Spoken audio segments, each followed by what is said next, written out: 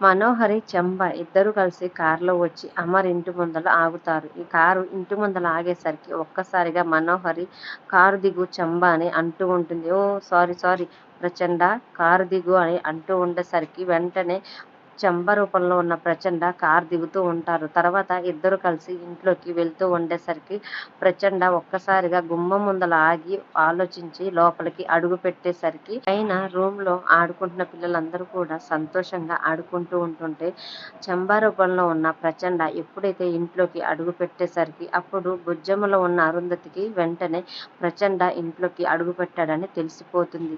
వెంటనే మనోహరి, ప్రచండ ఇంకా నువ్వు ఏమాత్రం కూడా టైం వేస్ట్ చేయకుండా నువ్వు వచ్చిన పని తొందరగా కానిచ్చి వచ్చేసేయ్, త్వరగా వెళ్ళు అని చెప్పటంతో చెంబా రూపంలో ఉన్న ప్రచండ పైకి మెట్లు ఎక్కుతూ బుజ్జమ్మ రూమ్ వైపు వెళ్తూ ఉంటాడు. బుజ్జమ్మలో ఉన్న అరుంధతి మాత్రం ప్రచండ అలా వస్తూ ఉండేసరికి కోపంగా తన పిడికిల్ని బిగిస్తూ ఉంటుంది. చెంబ మెట్లు ఎక్కుతూ పైకి వస్తూ ఉండేసరికి పిల్లలంతా కలిసి సంతోషంగా ఆడుతున్నా కానీ బుజ్జమ్మలో ఉన్న అరుంధతికి మాత్రం అలా ప్రచండ పైకి వచ్చి కనిపిస్తూ ఉంటుంది. పైకి రూమ్ దగ్గరికి వచ్చిన చంబా రూపంలో ఉన్న ప్రచండ ఒక్కసారిగా తలుపు తీసేసరికి ఎదురుగా కోపంగా ఉన్న చంబాని చూస్తూ బుజ్జమ్మలో ఉన్న అరుంధతి కూడా కోపంగా ప్రచండ వైపు చూస్తూ ఉంటుంది.